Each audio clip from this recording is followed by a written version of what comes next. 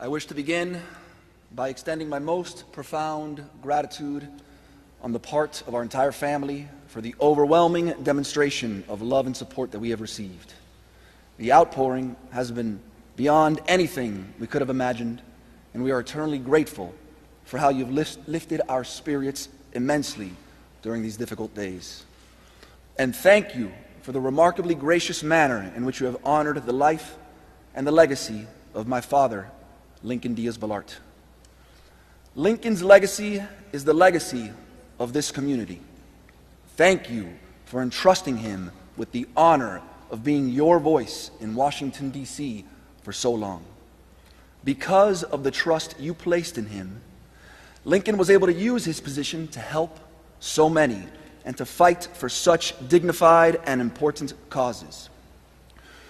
In the book he wrote, which we were able to finalize in the last few weeks, Lincoln characterizes the passage of NACARA, the historic immigration legislation he championed, as, quote, an historic gift by Cuban Americans by way of their political power to the non-Cuban Hispanic community in the United States. The photo that we see to my far left was the reception that my father was given when he returned to Miami International Airport from Washington, D.C. Lincoln's achievements will go down in history as the achievements and forever demonstrate the generosity of this community.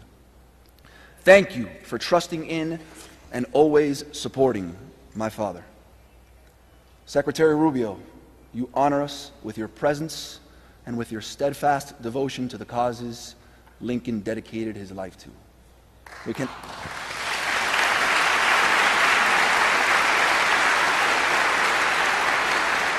We cannot thank you and Jeanette enough for being with us today. Senator Scott, I will always cherish the special relationship you shared with my father. Thank you, and thank you, Ann, for joining us.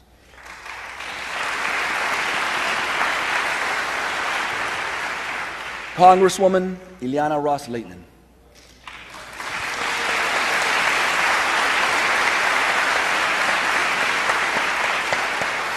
Or as he referred to you, his legislative sister in the trenches. Your names are forever etched in history together, and what the two of you were able to achieve in unison is truly historic. How he loved you, Illy, and how he loved and admired your husband, a true American hero, Dexter Lehtinen.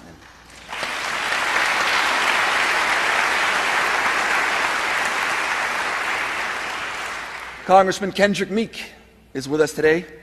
Kendrick, Lincoln and your beloved mother, Carrie, took different paths to Congress, but they got there at the same time, and what amazing things they were able to accomplish together. What a beautiful friendship. Thank you so much, Kendrick.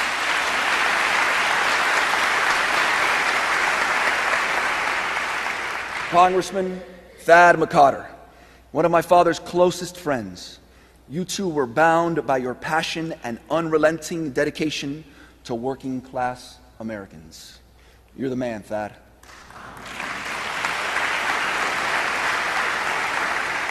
Thank you, Congressman Curbelo, for the affection and respect you always showed him and our entire family. We're so grateful. Finally, thank you, Congressman Crenshaw and Congressman Rooney, for being such dear friends of my father and for being with us today.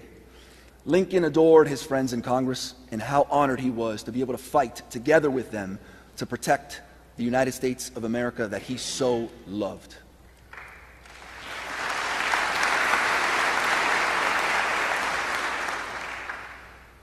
A los presos políticos que nos honran profundamente con su presencia, su heroísmo, su valentía y su ejemplo es lo que inspiró a Lincoln a lo largo de su vida. Ustedes son y siempre serán sus héroes más admirados.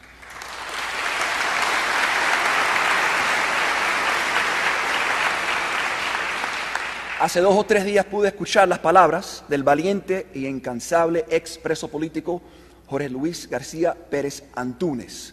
Gracias por tu amistad, querido hermano. Me emocionó mucho cuando hablaste sobre lo cercano que Lincoln siempre estuvo al dolor y al sufrimiento de los presos políticos. Es verdad, querido Antúnez, Lincoln sintió de manera muy profunda el dolor y el sufrimiento de los presos, y su indignación por la condenable falta de solidaridad internacional hacia el pueblo oprimido cubano es lo que lo impulsó a luchar como lo hizo, sin tregua.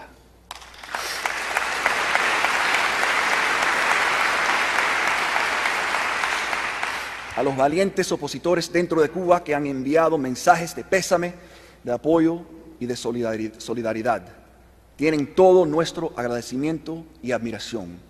El coraje que muestran y la forma digna con la que enfrentan al régimen opresor nos inspira a todos. Nunca los olvidaremos.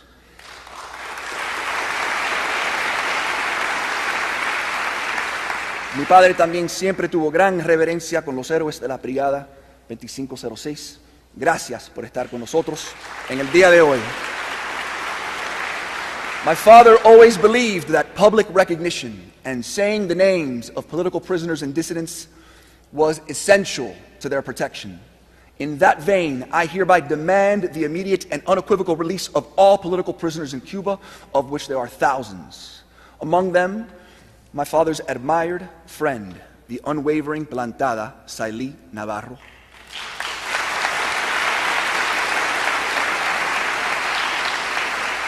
I call for the immediate release of Patria y Vida rapper Michael Osorbo and the release of renowned artist Luis Manuel Otero Alcántara.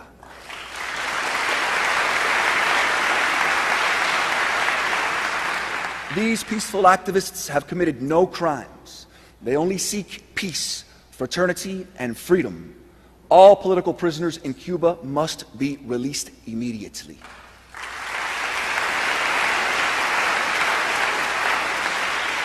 I also demand that the criminal regime cease the constant threats and harassment against the brave, peaceful freedom fighters in Cuba, such as José Daniel Ferrer, Dr.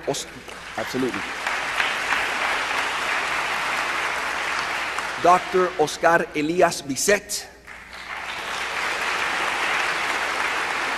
Felix Navarro, and the inimitable, unshakable, and relenting ladies in white.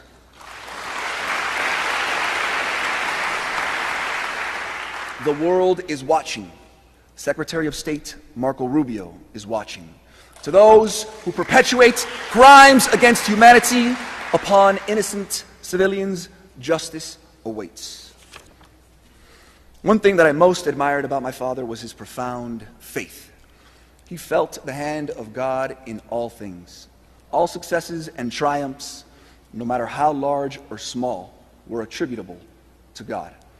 In a speech he gave on February 11th, 2010, when he announced his retirement from Congress, he quoted former Egyptian President Anwar Sadat, because of course he would quote Anwar Sadat, who once said, quote, "There is an external power which determines the course of human events and directs it beyond our control.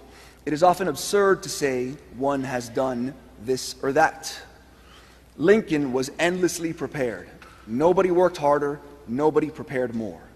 But even in the moments of his most significant triumphs and achievements, he credited his faith and the external powers which he truly believed determine the course of human events. The moment the House of Representatives finally passed NACARA, he was asked, "How do you feel? Do you realize what you've achieved?" And he responded, "The Nicaraguan people are very Marian. This is a gift from Mary to the Nicaraguans."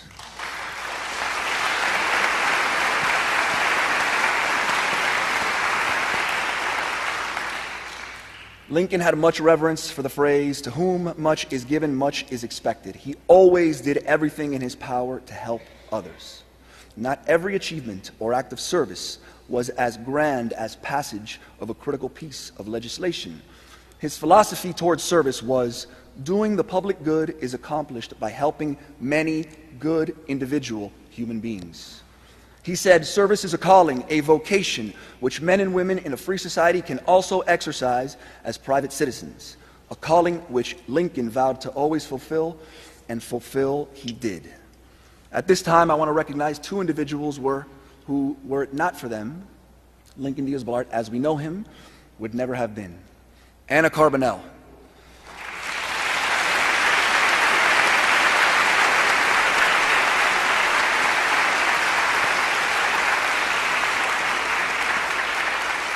I often joke with my Uncle Mario that I get upset when people think that I'm another one of the brothers. This happens more often than I'd like to admit. And look, it's maybe not quite as cool as being mistaken for, say, the fifth Beatle, but I guess I've been called worse. But in all seriousness, if there was a Diaz-Balart sister, it is Anna Carbonell.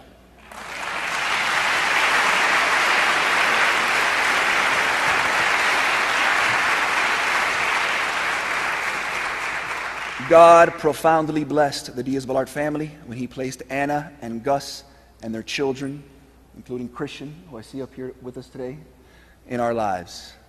Anna's brilliance is unparalleled. She was by my father's side during every step of his political career, and she stayed by his side until his final moments. Thank you, Anna, for being the sister that my father never had.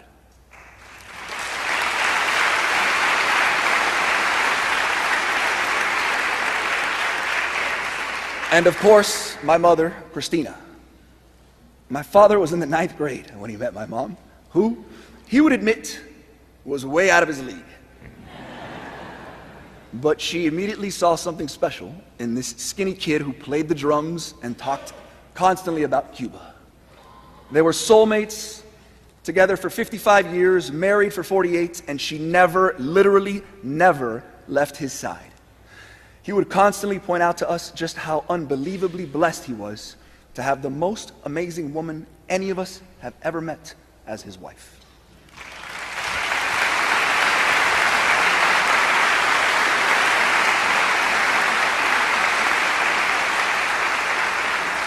Mom, I know you're saying to yourself, not to thank you, that the pleasure was all yours, but I thank you from the bottom of my heart for everything you did for him and for LG and I love you so much.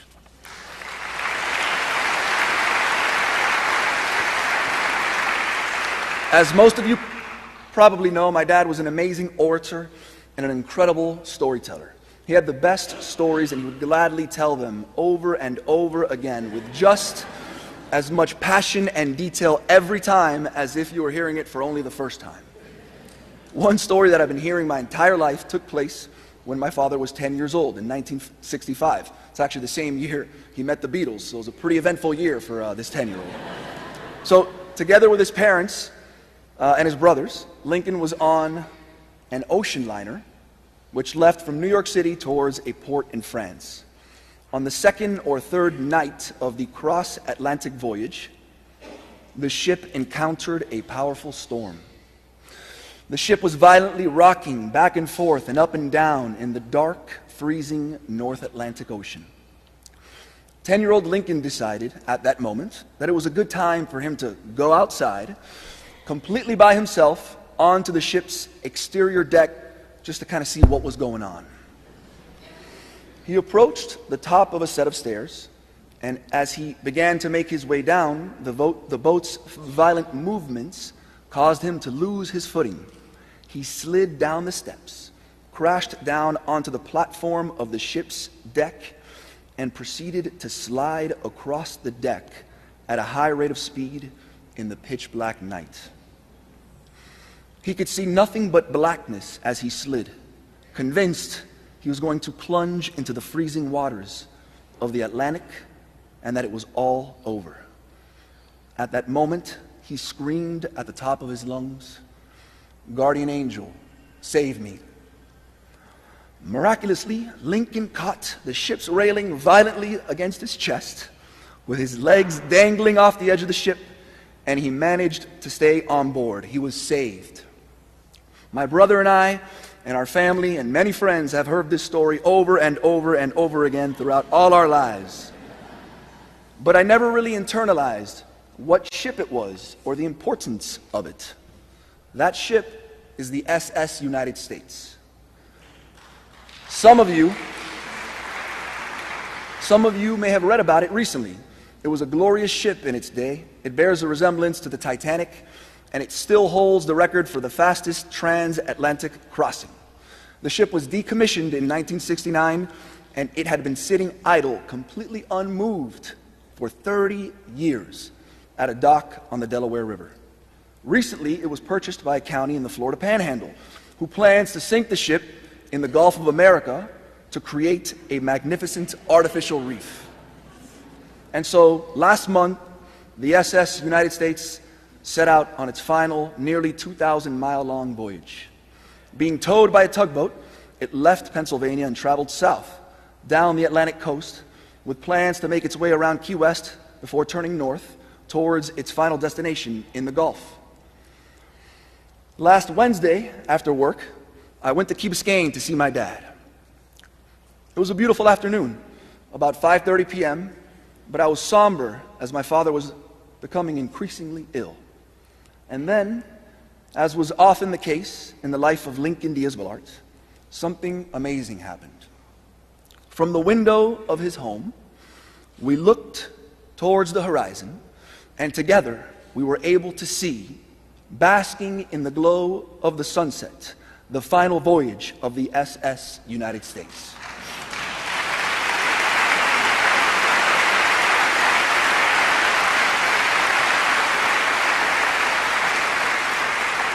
And so 6 days before he passed, and 6 decades since his nearly fateful trip, my father was able to bid farewell to the SS United States. This was a special man who lived a special life and who was profoundly and unequivocally touched and protected by God. My friends, in closing, do not despair. That would have been my father's message to us today, as it often was to me in times of stress. Do not despair. Not for this man who accomplished so much in his time here on earth and impacted the lives of so many. A man who lived so fully and won the affection and respect of countless colleagues and friends. Of course we mourn, for many reasons, and because of what he symbolized. Through him, we felt hope. Hope that Cuba would be free, and it will be free.